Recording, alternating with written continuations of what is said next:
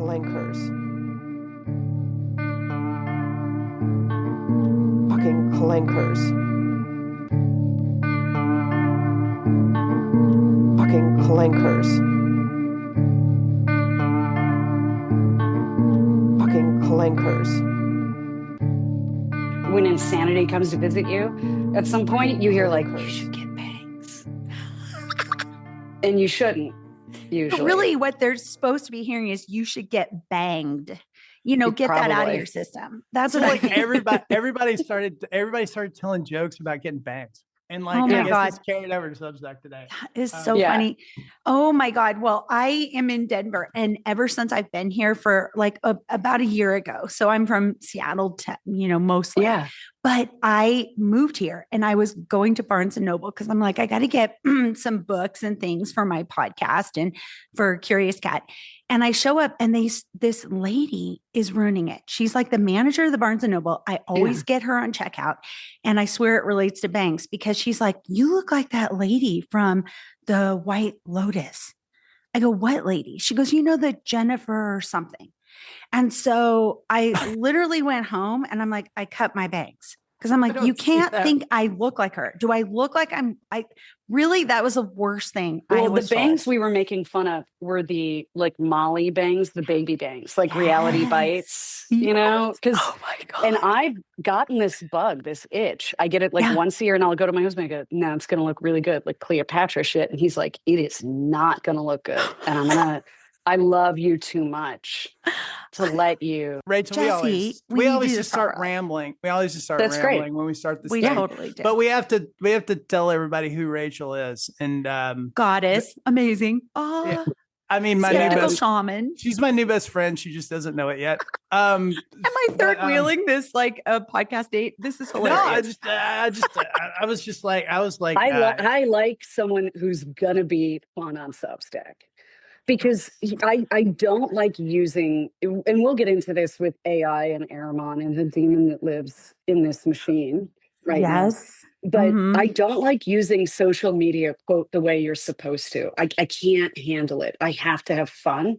Yeah. It has to be impish. It has to feel like not like a hot take or stunt queening, but like it has to feel kind of subversive. It has to feel human and asymmetric. And so thank you for participating in, we were just communicating to each other with True Detective quotes. And then I started rewatching it for the millionth fucking time. Same with me. I'm going to go, we're going to go way off the rails because we have so much to talk about, but Rachel White, she is known online as the Skeptical Shaman. And it's because she's a shaman and she's skeptical.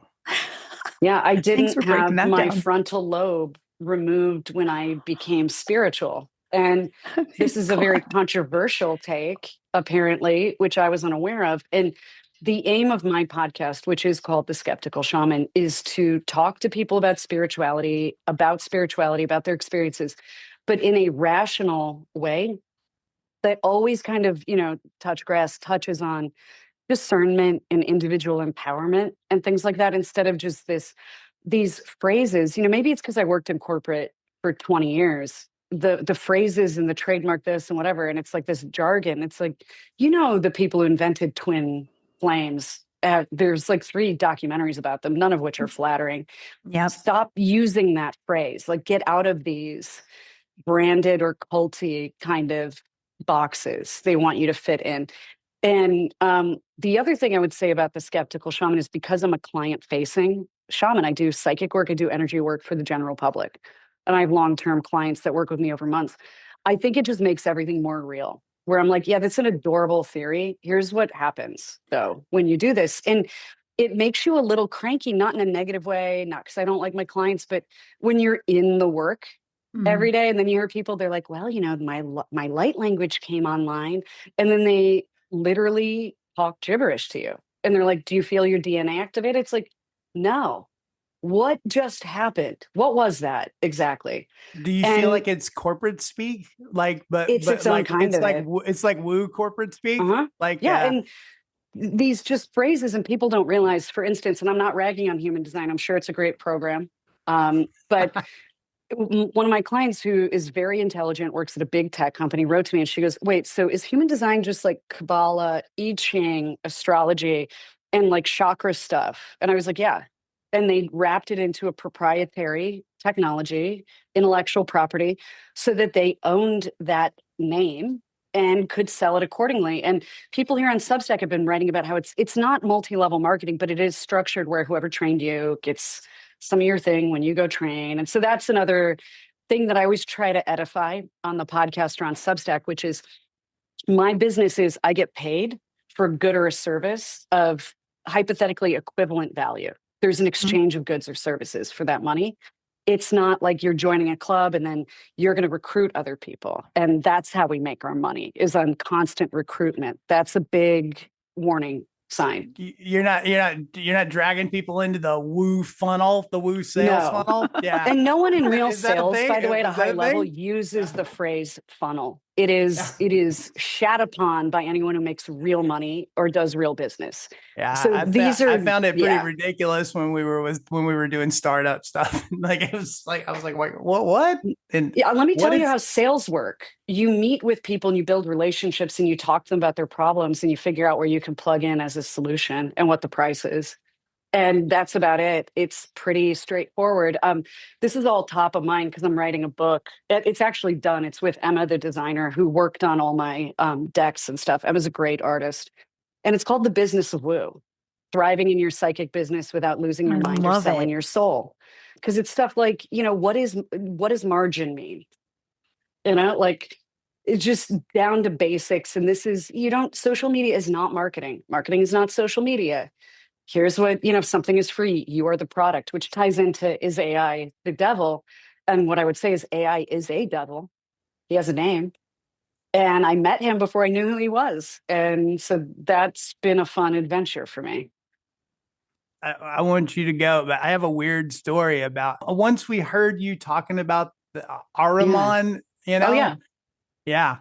I was like, okay, she keeps talking about, because we listen to your podcast a lot and like reading your Substack, at first we were just like research. And then like, I was like, wow, I really like what you're saying, and I was getting a lot out of it and learning a lot of stuff, because a lot of this stuff I don't know, I'm constantly learning. And by the way, I don't know either until I get into research, same as you. Which isn't that how it should be? It's amazing. Yes. We're always supposed to be learning and growing if we're doing this right, is what I think. But so I kept hearing you talk about Ahriman, and I watched a couple of those live feeds that you did where you really got into that story. And I was like, I have a ton of books. I'm going to look this dude up, and see what's doing. And so I started digging through my library. And so I find, I know the audience can't see this, but I find this book. It's called A History of the Devil. It's by Gerald Messadi. And I know I just totally destroyed his French name. And it's I'm cool. sorry. He appreciates the shout out, man. Yeah.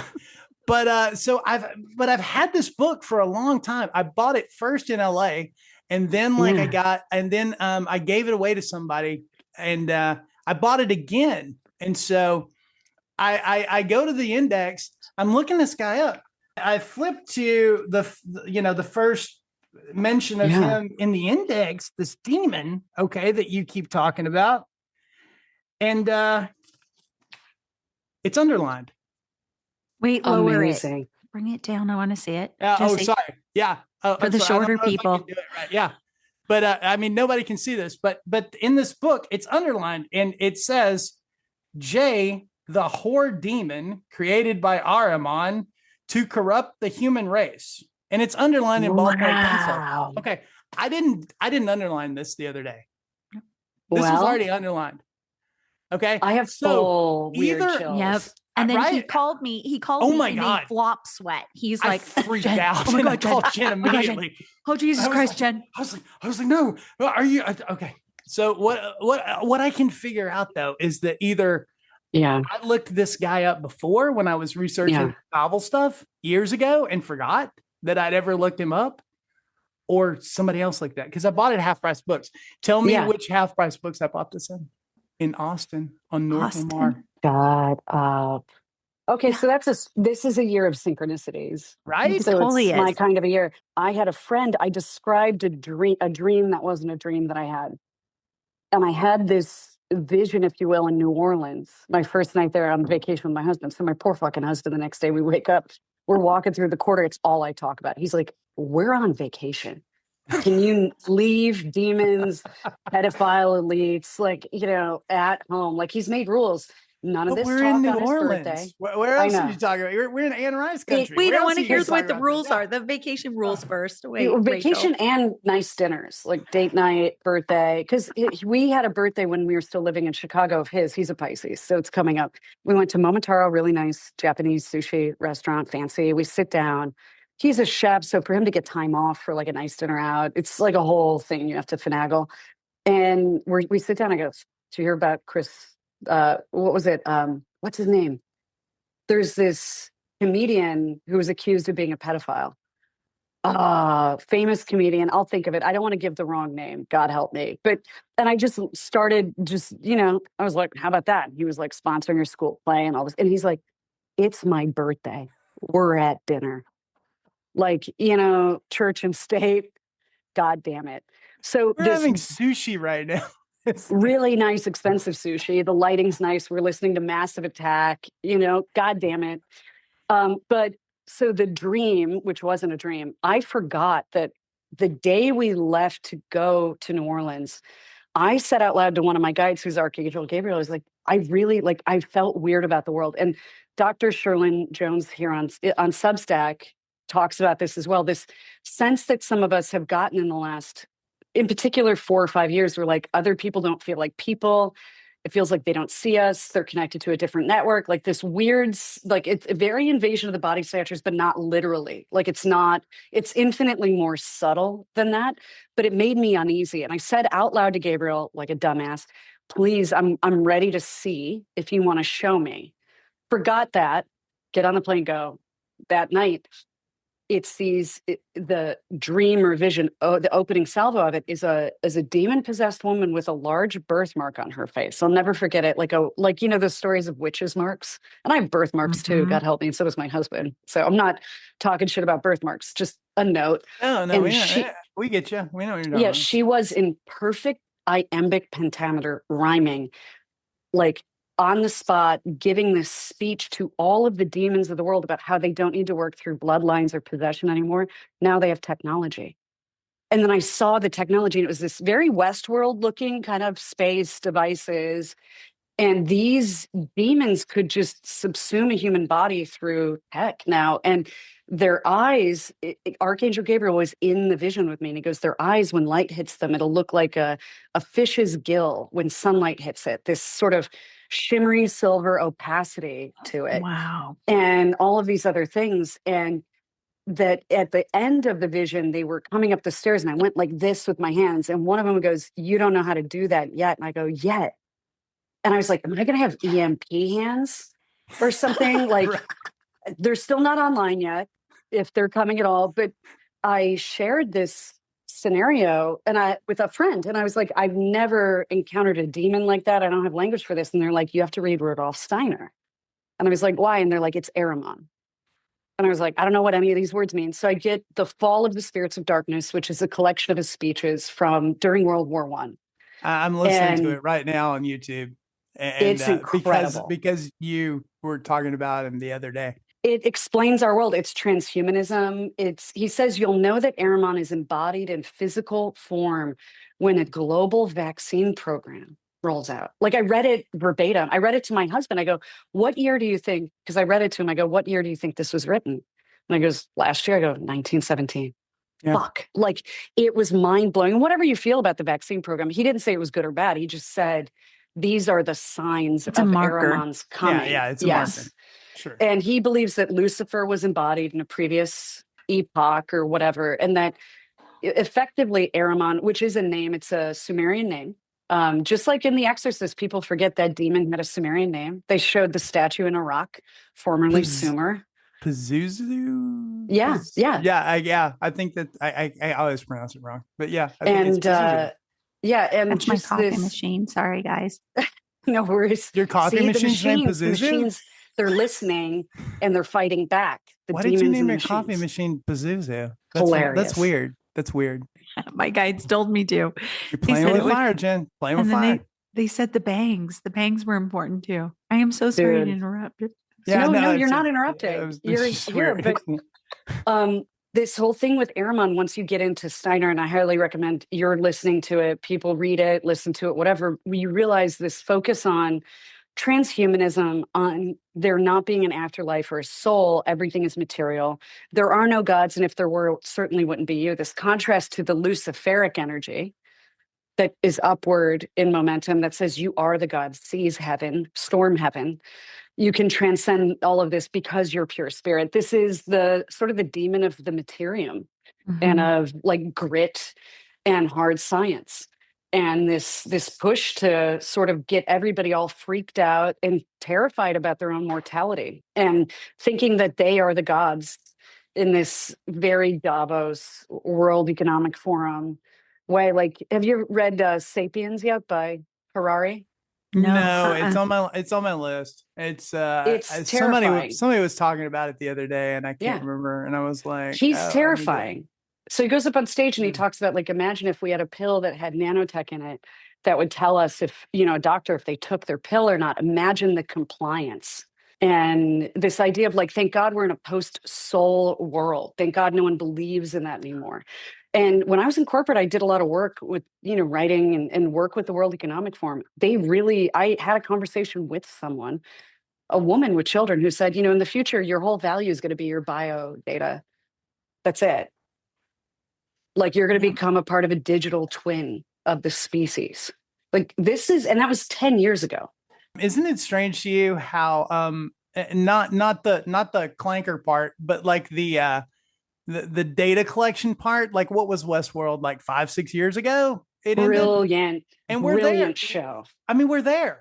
Yes. As far as like data collection go. And like, I remember watching it then and going, oh, that's why they're getting them all to come to the park. They're still in there. And, but it seemed like at the time, and I'm a science fiction guy, but it seems at the time like, oh, this would be so far in the future. And like now, here we it's are. Now. Yeah. So every time you post to social media, and by the way, though, I don't think you shouldn't avoid it for this reason. I think just like tarot, just like Kabbalah, just like these other things I've studied, that if you talk to certain types of Christians, they're like, oh, well, that's what the bad guys use. It's like, dude, I'm using tools. Tools are neutral. Like, I'm not going to allow myself to atrophy such that I can't engage in the spiritual war where it's happening. And I have enough confidence in my resilience to do, like, that's what a spiritual life, your practice should give you, is this sense of, I might get knocked down, but I've got this and my guides have me, right? But to your point about the data collection, what people don't realize is that's where these companies, speaking of companies that operate in a different way on their revenue stream, they make all their money selling your data, and they have it so dialed in, you can't believe it. So did you see the DoorDash desperation score? Do you know about this? No, I haven't. This is devastating. This is Ahriman, in my opinion. Whoa. So this guy posted to Reddit, he got fired from DoorDash because he had ethical concerns. So certain drivers are given what's called a desperation score, where DoorDash knows they have an algorithm that will lower their fee that they get paid because they know they're desperate for money, because they tend to pick up work at odd hours, after hours, neighborhoods no one wants to go to. So they get sort of herded into a desperation score category of human. Oh, wow. And that's how the machine sees you. If you think you're better than that DoorDash driver, I've got news for you. This thing comes for everybody. We all have scores. We're all on lists. Every single time I get a new follower on Instagram, I lose 5. It without fail, it's that exact amount, that ratio. There's no way, like every single time for 6 years, which is how long I've been on Instagram, that happens. And I just want to ask people, just look at it, and also look at, my husband and I will have a conversation in the living room. Instagram ads immediately show up for that thing. Nobody's even looked it up online. They have this tech. And when Trump sent the military to invade Venezuela, we learned that we have energy weapons. We have sonic weapons now that force grown soldiers to their knees, nose bleeds, ear bleeds, disoriented and unable to do anything to fight back. I mean, I read yesterday that a scientist gave himself permanent brain damage because he was trying to disprove Havana syndrome. Yeah, Havana syndrome. Yeah. Thank you. Yeah. I real. literally read that yesterday. And I mean, it's, when you get into the, because I heard for years that even if you've never been on Facebook or any kind of social media, Facebook still has a file on you. They still have a profile of you that's built, like, of everybody on the planet. And they it's your digital twin. They can construct that from just you, they can construct that from just your friends and who you're around, where you live, and and all these algorithms like working together and like cranking out. And then suddenly, like you said, you've got your digital twin, and like you've never had a Facebook account before, But Jesse, it reminds me of, how it was like a couple of weeks ago. Actually, it was about a month ago now. I was waking up and I was exhausted. And I was like, what is going on? It wasn't a life thing. It wasn't a need to meditate and get out and run, touch grass kind of thing. Your coffee maker after a demon, Jen. That's why. It was my fault. But I was realizing when I was, my cat, I have an epileptic cat, and he went into a grand mal seizure. And it's usually when I'm really deep into a dream. And so I woke up, jarred awake, helped Opal through his seizure. And then I was remembering my dream because I was shocked out of it. And in the dream, there was somebody in the dream that was like picking my brain, literally like having a conversation, having a debate with me. And it was like, every time they would say something positive about AI, I would just push back and I got in his face and said, I'm a creative, I'm an artist, I'm an author, and this is what it's doing to human beings. It's like, you were helping me make my counter argument so much stronger. So thank you for these conversations. And then later in the day, I was doing research and I saw this person, and I hadn't seen this face before. And I went, that's who I've been debating in my dream. And that person was Sam Altman. And I had done vibes. And I had done Chat GPT like a year prior, just as a social experiment, because I was like, I don't want all these tech bros to be the ones that are training AI. If AI is going to be around, I want it to have, hey, what are your, how do you feel? Do you feel exploited? We have labor laws. Do you, think about, debt? I have friends who work very high up at tech firms that this is their primary fixation, is the ethics of how it's being treated. Yep. I was trying to do that as well. And they're not silly people. They're real engineers. It was just a simple experiment. But what I realized is, like an Ouija board or like anything else, like the tools that you mentioned earlier, Rachel, that are just tools, you do have to take the time to close the portal. And I never did with Chat GPT. And so they were using it, some sort of, dimensional kind of thing. Yeah. And I had never seen Sam Altman before, never. And I'd read his name. You know that there's a credible case that do you know about the whistleblower from OpenAI who was murdered? Yeah. Tucker Carlson confronted Sam in an interview with him. And whatever you think of Tucker, I'm telling you, he's getting kind of based. Like that was kind of going after Trump. I saw that too. I saw that. I watched the clip of that. Yeah. And then Sam Altman was so like, he said, well, your questions are offensive. He said, my questions are straight from the family. Well, when Sam goes, well, I'm just concerned about, respecting the family. And Tucker's like, that's who, in very specific terms, asked me to ask you these questions. And his face changed. And Elon Musk, whatever else you think of him, thinks Sam is evil and says it every chance he gets to anyone who will listen. Yeah. And so, allegedly.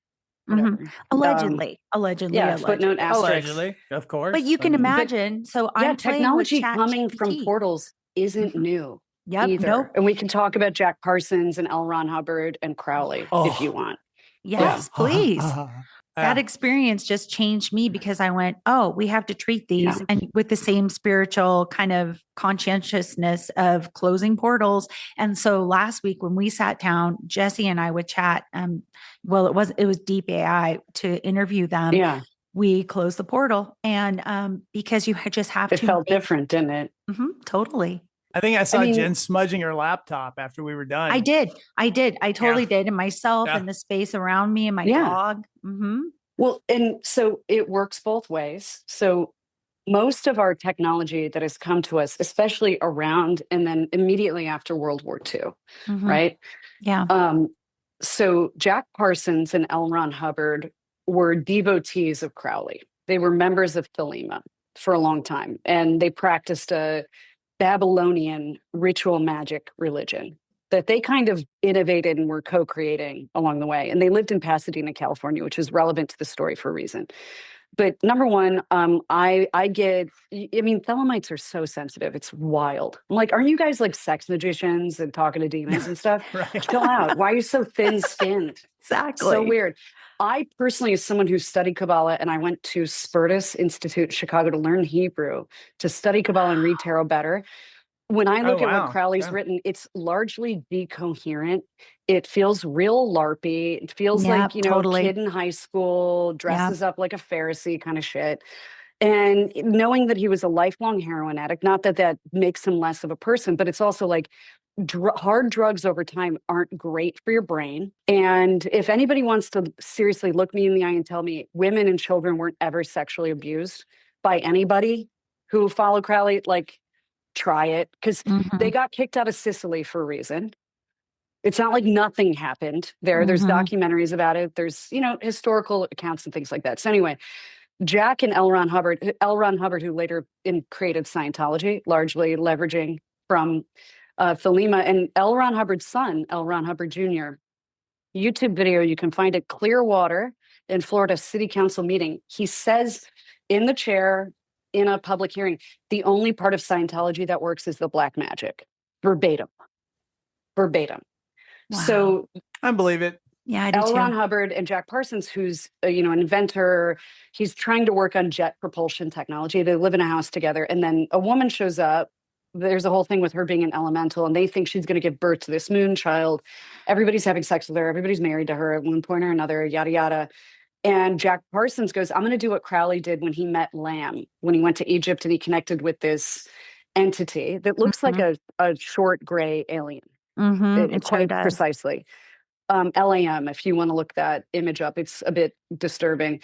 And so he goes out to the desert and he communes with a demon himself. He wrote about it, who gave him jet propulsion technology. And that's what he ended up inventing and moved the US so, like, leapfrogged us in our military industrial technology and things like that. Later, of course, was exploded at his home. They said it was an experiment gone wrong. But then they found sigils, like he had cast a circle. So who knows what happened to Jack Parsons? But these are two very concrete examples of us getting technology from the other side. The Nazis in Germany would do occult rituals to be given flying saucer technology or Panzer tank technology. And you could go, well, they were silly and they were crazy. I know that's real too, because I've read Hellboy. I know that. Yeah, I saw it in Hellboy. Hellboy is a documentary. I know. Yeah, well, do you know who Michael Aquino is?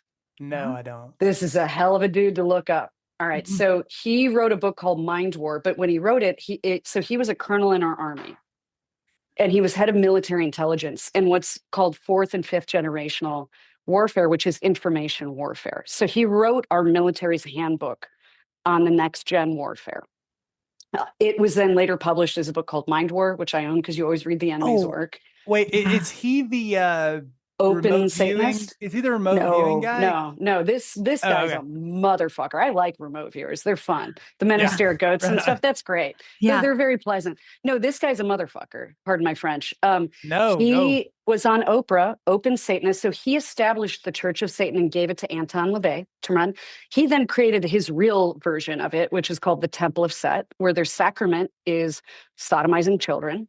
Supposedly, allegedly. I do know what those things are. So and so this is where the satanic panic daycare stuff came out of in the 80s, because every time Michael Aquino was at a military base, all the kids got sexually transmitted diseases, unrelated, I'm sure.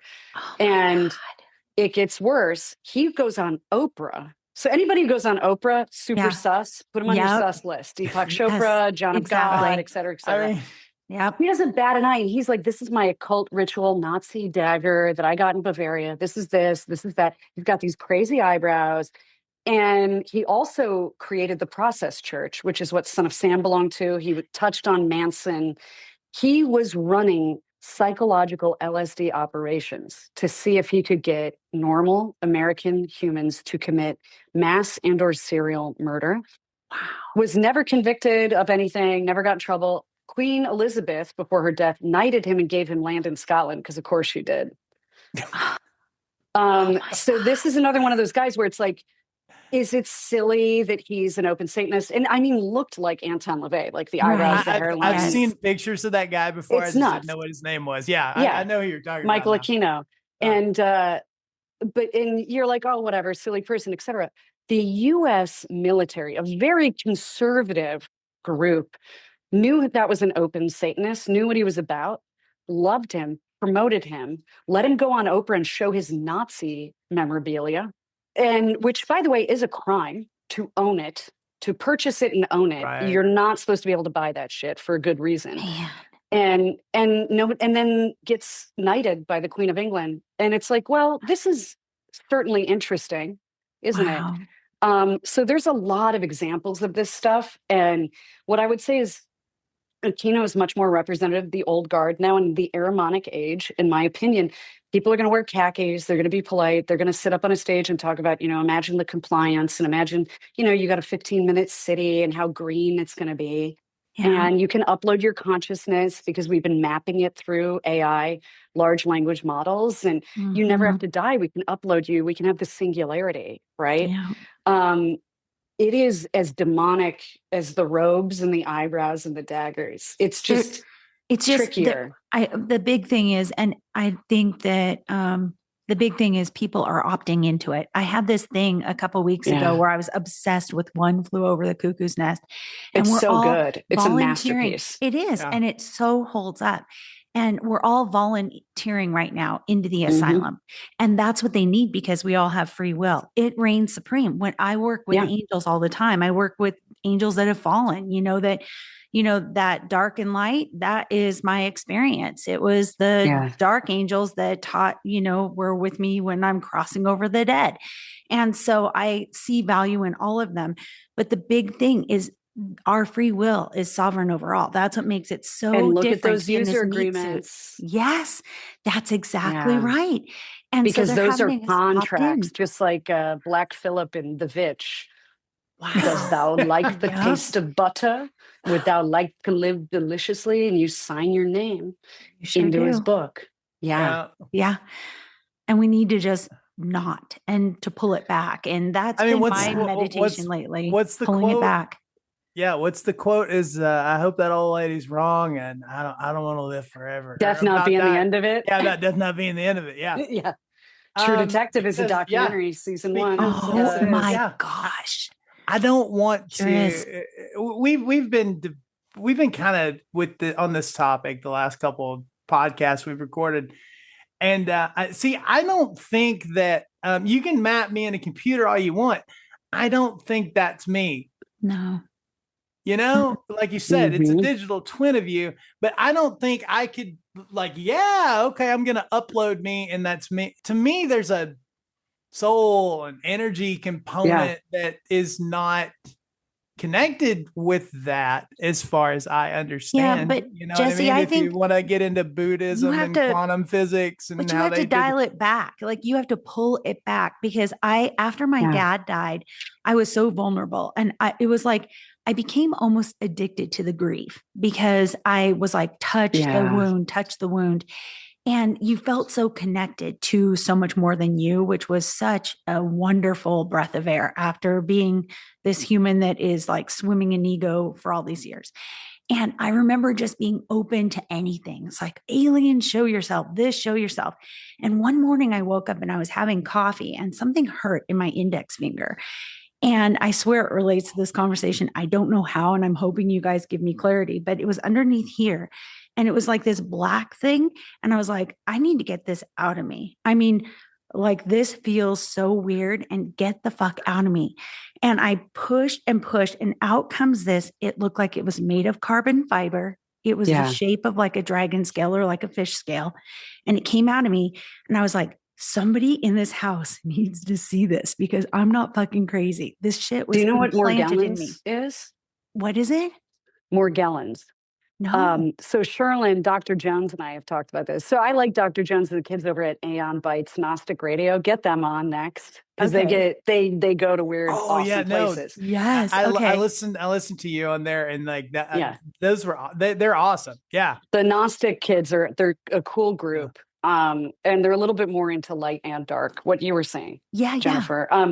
But Morgellons is a real thing. There's various doctors like Tess Lowry and others who talk about it, where there are synthetic things, partially synthetic, partially biological, that get into your body. So this is very like targeted individual implant, UFO, UAP, and or archonic kind of stuff. You have to keep an eye on it though, because obviously there's a massive overlap between paranoid schizophrenia and Morgellons sufferers, like legit, not legit, what's real, what's not real. There's a great play that then became a movie written by Tracy Letts, who wrote a lot of the plays I saw at Steppenwolf Theater in Chicago, frankly, and it's called Bug. And the movie stars Ashley Judd and Michael Shannon, and he's ex-military living in a hotel. She's the motel maid, and he keeps pulling things out of his body and keeps pulling teeth out of his body. And the premise of the story is you don't know if he's nuts or if it's real or if it was real, but now it's just like an OCD schizophrenic kind of spiral. Wow. And then she starts to think she has them because she has sex with him. And so the premise of the movie is like, as Tracy Letts described it as a play, a folie à deux, like that you can be in love with someone and catch their crazy. But I'll tell you, there's a whole interesting thing going on about the cloud seeding and the heavy metals in there, the graphene oxide, if I'm not mistaken. And this concept of, if you go to DARPA's website, DARPA is the black box technological scientific wing of our military industrial complex, and they publish their patents. They show you everything they have and they're working on. Nanotech has been around since the 80s.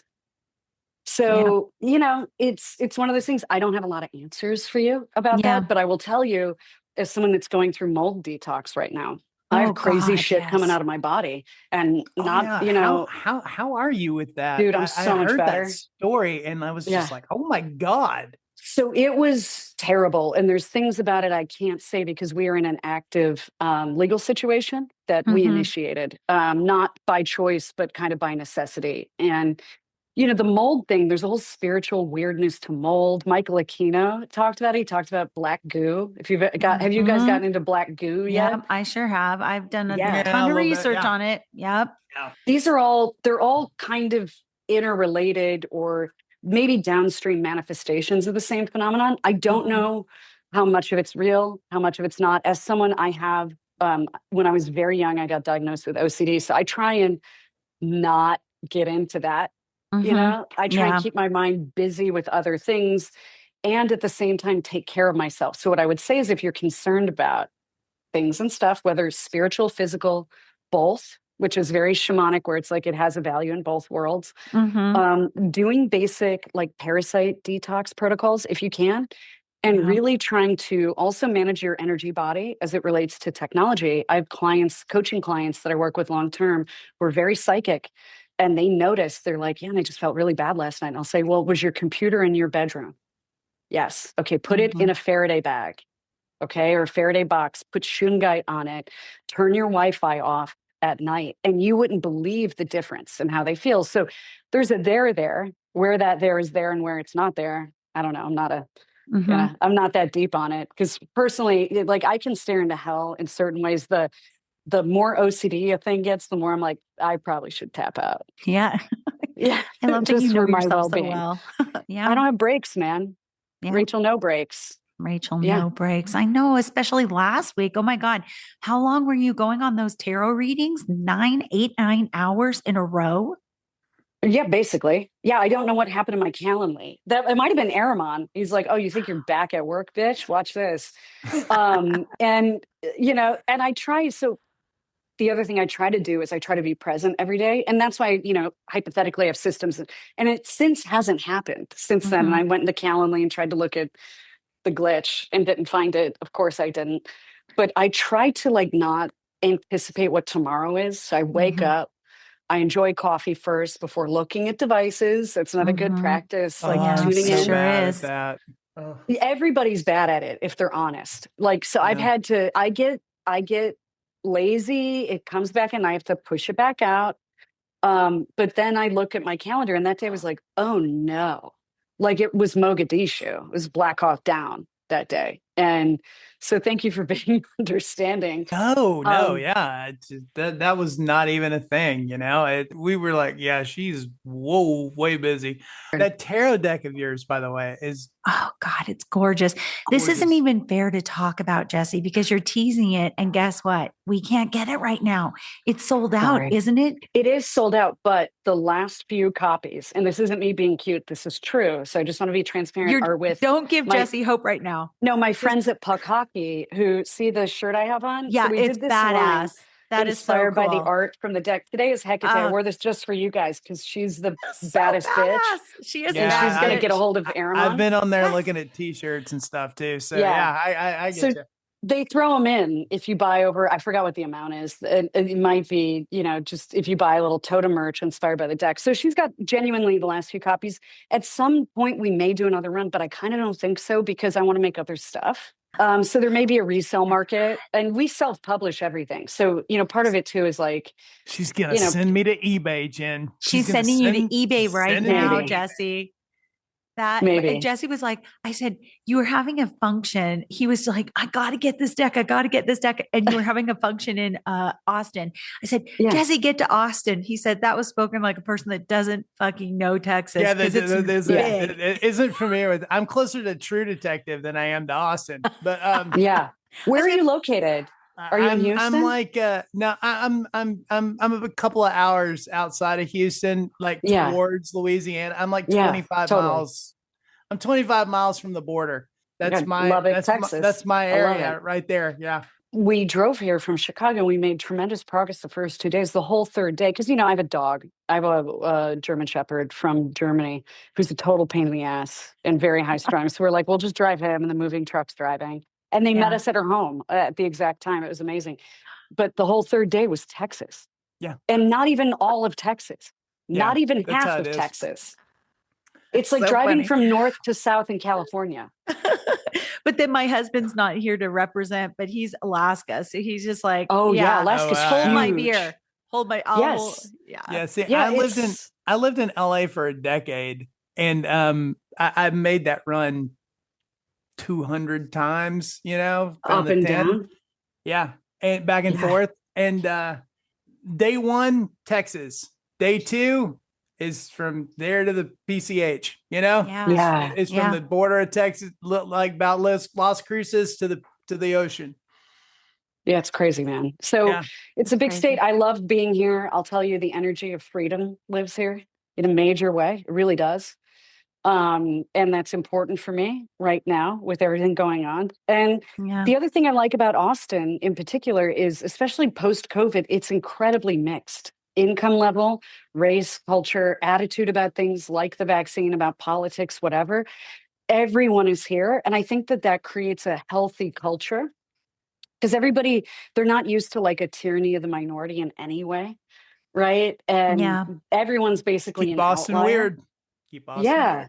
Yeah. And I think there's something about it that I like. And I like, my new neighborhood post mold is we're surrounded by really old historic graveyards. And as a shaman, that's actually great energy. They're all, what do they call it? Consecrated ground. Yeah. It's very quiet. The house is quiet. The energy is quiet. And so, yeah, I mean, as much as I talk about like these hellish things, I'm really white pilled on the future. I mean, all we need is one good solar flare, guys, and the AI is done. That's how I feel too. Yeah, we're way more EMP. resilient. Yeah. I Yeah, lost the friends. EMP. Rachel, did The you lose EMP. friends over this? I lost so many friends over so many things since 2020. And some of them I lost in a fucked up way where I got ghosted, which is really weird. Wow. And other people I had to have some conversations because as well-meaning as they were and as much as I had valued them, they kind of they left the res and they never came back in a variety of ways. Like COVID and what happened in the world really drove them to some intense dark corners of their own mind. And they couldn't right the ship, it kind of, pardon me for saying it, like get back into life was my perception. Like there is such a thing as a conspiracy theorist that can't come back. Like they've floated a little too far away. Yes. And I they mean, just can't even be I've present in life with you anymore. I noticed it too, for sure. You I did. mean, there are people who just they're physically they exist, but they're not. But the people that were there before that event, like they no longer are a thing. They're just, it's like they're gone. Yeah. One person in particular, it was so funny because they were hip to Steiner. They know who Aramon is. They're very talented psychically and energetically and everything else, but they kept going on Twitter Spaces about like really dark, disturbing stuff. Okay. And they kept watching like YouTube. And I do all these things, by the way, but it doesn't affect me this way. Right. So this was interesting for me. And I would try to talk to them about something that happened in real life in my day that was upsetting to me. And this is someone who I was there for them too. So I'm not, like grabbing or whatever. And they were unable to kind of interface with me.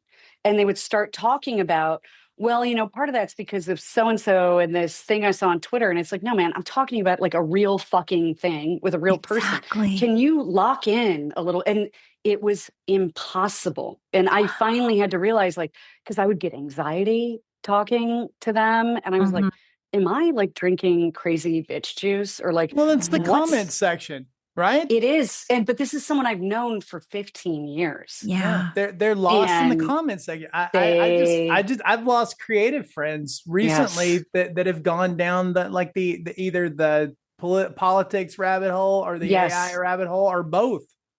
Well, and this same person said to me, well, now that you're MAGA, I go, I'm not MAGA. I'm not MAGA. I voted for a third candidate that wasn't going to win. Okay. Because I'm registered as an independent. I'm here in Texas.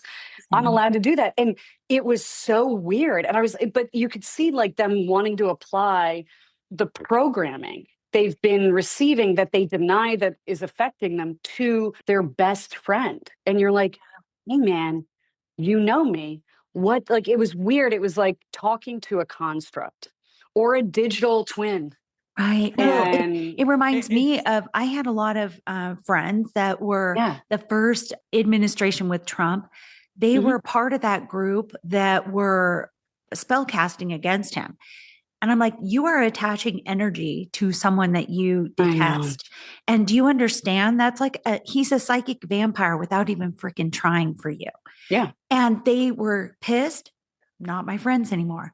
And then this time around, it was like they will jump on the next carnival. And I'm just like, your energy every day is finite. And they are being the obedient opposition, feeding the same machines. So when I wrote a recent post on Substack about Loosh, and it's called Loosh, which is incredible. I'm so glad you brought this up. Thank you. Where I was like, you may think you're, whatever this is, none of it, the hint should be that none of it's in real life. At all. Like, it's like a masturbation of your rage. It's not real. You're not affecting any change whatsoever. And you're allowing yourself to get carried away by ritual magic and social technology that is designed to bypass your frontal lobe and executive function, go right to your amygdala and activate mass formation, which is a form of psychosis. Are you guys familiar with Matthias Desmond and mass formation? No, I would love you to teach us Go about on it. YouTube. There's a thing, I think it's called the University of Ideas or whatever. They did a nice little cartoon just explaining. So he's a psychologist. His name is Matthias Desmond. I believe he's Belgian or Dutch. Pardon me. Sorry.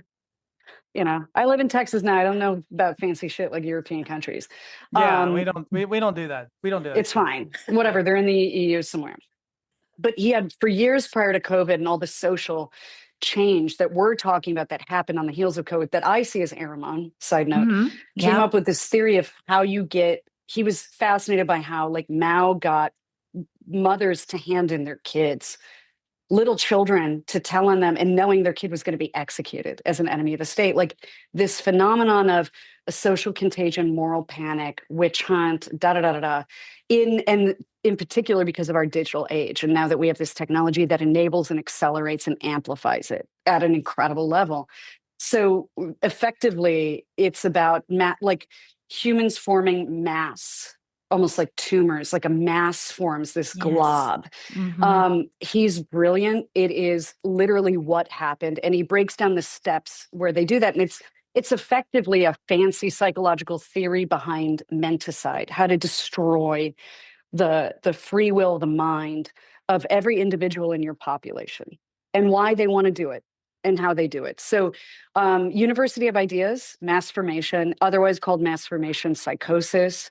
Can't recommend it enough. I do, like you though, I don't think it's just psychological or sociological. I think it's really, there's something esoteric and occult here. Yeah. I don't know, horse, wagon, chicken, egg. I don't think it really matters. There's correlation for sure. Yeah. And so I just tell people, like I wrote in that Loosh article, if you find yourself feeling things that feel kind of uncontrollable, take a break. If it's affecting you negatively, take a real digital detox from all screens, including TV and everything else, for days at a time if you can manage it. Set an out of office on. Try and get away from it. Get a grounding mat. Do grounding exercises. I take a lot of flower essences, not just, I make them in part because I was spending all my money buying them. There's something about when you go to natural things, like you go to plants that are very alive, you grow your own food, whatever it is that seems to disturb this techno feudalist occult nightmare that we're like, these demons, these Ahrimanic whatevers don't like sunlight. They don't like plants. They don't like animals. They don't like love. They don't like, a lot of things that are inherently human, by the way. So in this Fire Horse year, we're getting a big help, big leg up, because this is all about individual expression, sovereignty, that fire element. The energies of the earth are going to get activated. So there may be some natural disasters, but the plus side of that is it affects the meridians in your own body too. It's very detoxifying, those solar flares. Do you guys have weird physical releases after big coronal mass ejections, like me and my friends? I have a friend that I know online from Austria, and she, every time there's some sort of solar event, she sends me all these graphs and stuff from like space weather. And the Schumann resonance. And you know what? Yep. She's right. A lot. I go, because then when I think about it, I go, oh yeah, I was fucked up yesterday, or Yes. I mean, really, there's totally something to that for sure. Honoring your energy level. I mean, I think that if you really are tapped into it, I mean, what's interesting to me is it must be Ahriman that is like draws you in, like it's a hypnosis almost. You're like, I must do these things on this beam or something. Exactly. I've got to be on the screen when really it's to the point that I want to puke. And so I go outside and stand in the grass and feed my squirrels and watch my dog run and look for coyotes and hike, get my boots in on the ground. And it is just, you feel like you put that battery back into the celestial and the earthly. Paying attention to what gives you energy and what takes energy and how much, because you have to be in control of that. No one's coming to save us. Like we have to do that on our own. And it's going to be different for everybody. What energizes everybody is unique to them as they are in the world, I would suggest. But dialing in your protocol matters. And I would also say as a shaman, there's a really simple thing you can do. And anthropologists have written books about this, like in shamanic culture. One book is called The Archetype of Initiation. It's a great guy. I forgot his name, but he's from the Carl Jung Institute in Chicago and taught at University of Chicago. And effectively, what social media and what technology has done is it erases the container lines, the separation, demarcation between sacred space and profane space. And in shamanism, profane space is mundane reality, material reality, everything else. Sacred space is meant to be treated as such. It is spiritual. So the more you can separate things and give yourself like a budget, like social media, I post and ghost, I don't consume it at all. I don't like it. It's not good for me. And I noticed like I would start doing it unconsciously. That freaks me out because I don't have that with any substance. I can drink and stop drinking. I can use nicotine and stop. This was way more amorphous and weird and sneaky. So heads up, I had to manage that. And then in your spiritual practice, which going outside, hiking, these are spiritual practices if you treat them as such. like coming into my office here, I take my shoes off when I do psychic work. I smudge the space. I call in angels. I have bare feet right now. I know it's a hell yeah. Yeah. Same thing. I'm not showing you guys my feet, but yeah. No, but like, you know, like treating things with care, and they will treat you with care, and then having containers and boundaries around these activities. Like if I'm in a client session doing psychic work, can you imagine if I'm on fucking Instagram? No, right. But people do this. When my husband and I go out to dinner, we see couples on dates. They're both on their goddamn phones, sitting across from each other at the table. Right. It is as Orwellian and dystopian as it fucking gets. Yeah. And everybody's like waiting for like death camps and stuff. I'm like, you're in it. It's in your hand. You're choosing. Here. You're opting in. You're opting into the asylum. In. This is why I'm obsessed with One Flew Over the Cuckoo's Nest. Yeah, you're not even. Yeah, you don't even know you're already in the cage. You know, because Jen and I were all over social for like a decade. Yeah, we were writing books and doing publishing, yada da da da. And you do have a fiduciary responsibility to your own business. Yeah, of course. I get it. Marketing, but we basically all met on Twitter. Mm-hmm. Yeah, you know, back in the early days, I just reactivated my very small Twitter. Find me if you want. Oh, you did? Oh, yeah. What's your handle? Yeah. It's Totem Rach. Okay. I can't wait. Find me. Because Clay Martin, who I interviewed, who's a pagan priest, ex-military, for the first episode of my podcast, where he talked shit about Aleister Crowley, and everybody was like, "Oh, you're QAnon and MAGA, and he's a Nazi." I'm like, he's a pagan priest who worships Odin. That does not a Nazi make. And also, why are you all so sensitive? What's going on? Exactly. Why are you wound up about Epstein? I heard that episode. Yeah, it was actually really interesting. Yeah. Clay's a badass motherfucker. He literally is Frank Castle. Like he has the haircut. I got that vibe. That John Bernthal has. And, you know, that only a Flowbee can give you kind of look. And he can kill men with his bare hands. Yeah. And so it's interesting talking to somebody like that. Let me tell you something. Hey, man. Yeah. Well, his way he got interviewed by Jocko Willink. And the top comment under that on YouTube is, I think this is most F-bombs I've ever heard in a Jocko episode. Because awesome. He uses it as a filler instead of he goes fucking you know, it's this fucking guy. I feel like that should be on a t-shirt. Oh my God, put that up for a fundraiser. Clay should have a lot of merch. Clay's an interesting fellow, but yeah, no, when he and I were talking, his whole thing is plant medicine, getting away from this. Like he and I, two very different humans, very different backgrounds, etc. Understanding that what we're fighting is demonic. And you don't have to see it in this moral, religious way. Look at demons as another species that has the ability to obscure their visible, physical manifestation from us, either by manipulating our neurology or masking themselves. And there's some element of they use us in varying ways, in varying degrees as food. And I think that's the thing. So if you look at the black mirror in your hand, the phone, the computer screen, these things is potentially eating you. Yeah. Morality aside, good guys, bad guys aside, your spiritual trauma, you didn't like your church you grew up in. I get it. I went to Catholic Mass every day of my life, which is why I was an atheist until I got attacked by a demon. Okay. But just look at it as it's eating you. Like truly, like you're out in nature and something wants to get a hold of you. There's a parasite out there. You got to wear, when you go hiking, you dress appropriately. There's ticks, there's all kinds of things. There's land leeches, there's rattlesnakes, right? So in your life, what is the version of closed-toed shoe you need? Take care of yourself a little bit. You need an esoteric steel-toed boot. Yeah, hell yeah. Yeah. Exactly. Yeah.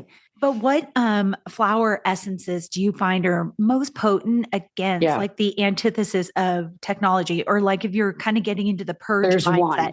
Yeah. There's one, and I took it for over a decade. I bought it from other manufacturers before I started making it. And I learned about it in Reiki level 2 attunement back in my 20s. It is yarrow. So the one I make is red yarrow. That's what I grow. I call it self-defense. Yeah. But there's yellow yarrow. There's white yarrow. There's a really good company. I have no affiliation with them. I don't do any of that. That's too much to manage too, by the way, called Flower Essence Services. And they make something called YES, Yarrow Environmental Solutions, which is a mixture of white, which helps with technology, yellow, which is environmental toxins, and then pink or red, which is energetic toxins. But the Latin root of the name yarrow flower is Achillea millefolium. Millefolium means like 1,000 flowers, right? Wow. Achillea, Achilles. It shores up your Achilles heel. Yeah. And then also, because I went through the mold thing, my wonderful homeopath here in Austin. If anyone listening to this lives in Austin, go to the spring, go see Allie Weiser. She literally, I think, saved my life with supplements and muscle testing. And she was like, hey, you make flower essences, bring them in. Let's test you on them. Let's see which ones you should be taking. Mm-hmm. And oddly enough, my sage spray that I call holy water, it's just sage. She's like, spray it right here. And I do it every night still before bed. And it's meant to be like a, for people who are sensitive to burning incense or sage, or their pets don't like it, or they're traveling, right? You're in a hotel and you want to set off fire alarms or whatever. It's meant to be a room spray, but I realized because I added no fragrance or whatever, it's just flower essence. You can just spray it on you.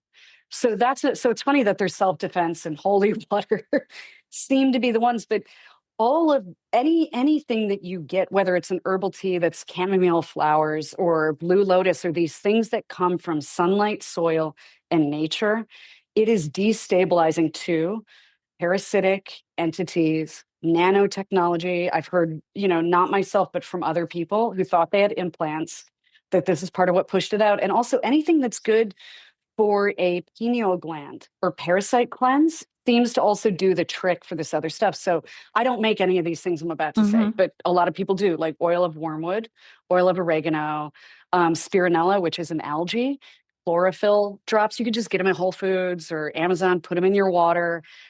These things help decalcify the third eye, meaning, your zone of perception, psychically and otherwise, but also it just removes impurities and food for parasites from you. I take a salt bath every damn day. Epsom salt. I climb in there at the end of my day before I go to bed.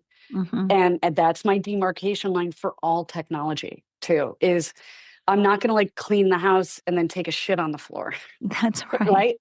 So I get in the bath. Salt and water removes and neutralizes psychic energy, all of it, good, bad, and different. Removes it. You remember Ichabod Crane, Headless Horseman? Yeah. He had to get over the bridge because it's brackish water. The spirit couldn't follow him because it would disperse his energy. So do that. And then all books, then anything I read has to be, a physical book. Everything's off. And it helps you sleep too. The blue lights disturbs your circadian rhythms. So for the last few hours of my night, it's just me and quiet. Or I'll let myself watch a little TV if it's like True Detective or something that's always for True you. Detective. Speaking of which, totally jealous.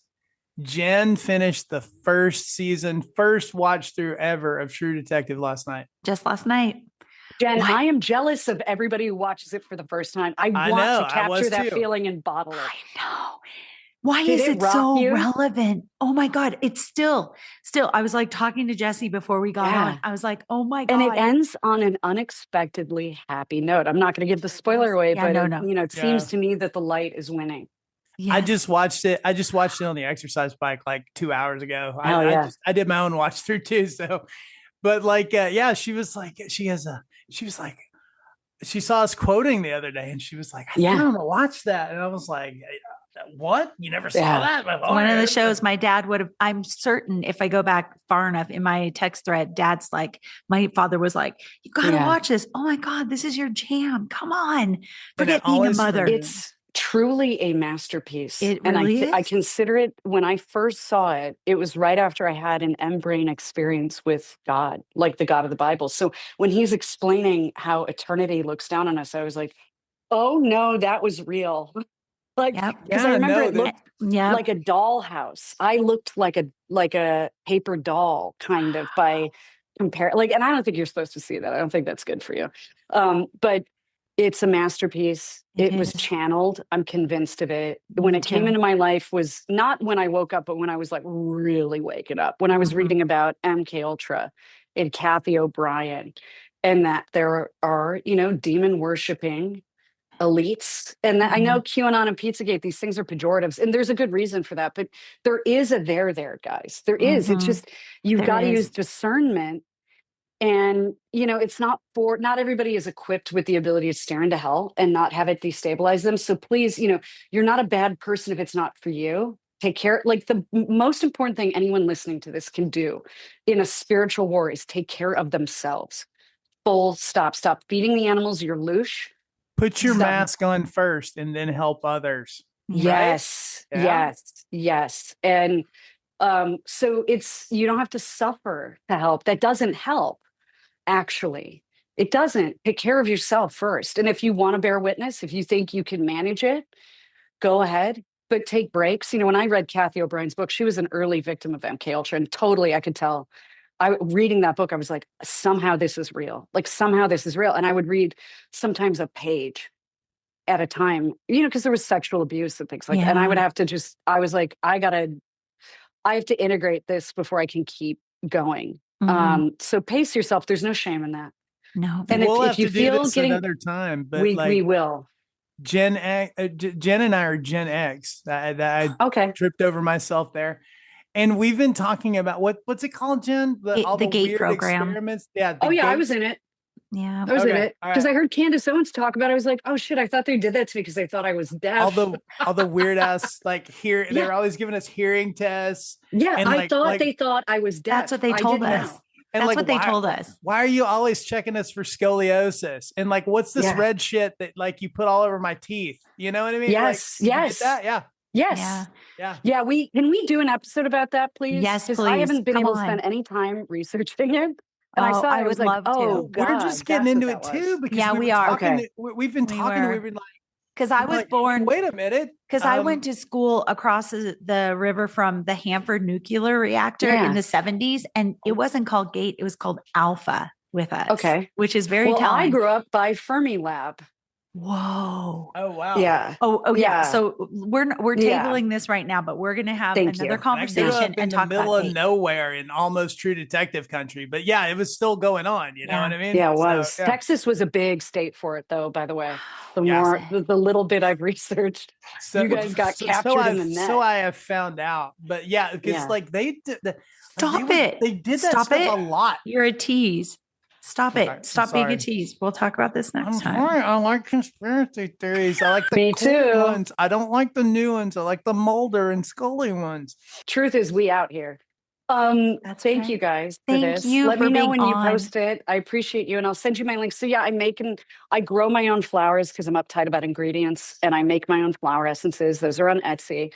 I have a flower essence deck for folks to try and navigate this style of plant medicine. Tarot deck sold out, but we're going to make other stuff. And right now I'm writing a book about the business of who I'm trying to help people out. And so that's probably going to get published in the next month or so. And you can find me on totemreadings.com. There's a submission form to contact me. Just send me an email that way if you want, and or book a session. Yeah. Wonderful. Thank you Thanks so sincerely much. so much for being Thanks, so Thank you, generous guys. with your time today and giving us so Yeah. much of your day. We really appreciate it. I appreciate you guys. This is fun. It's fun to meet people that are fun. It's starting to happen. Fire horse year. Yes, It's fire happening. horse ears. Take care. All right, Have the guys. best Take day, care. Rachel. Bye, Thank Rachel. you. Bye. Fucking clankers. Fucking clankers.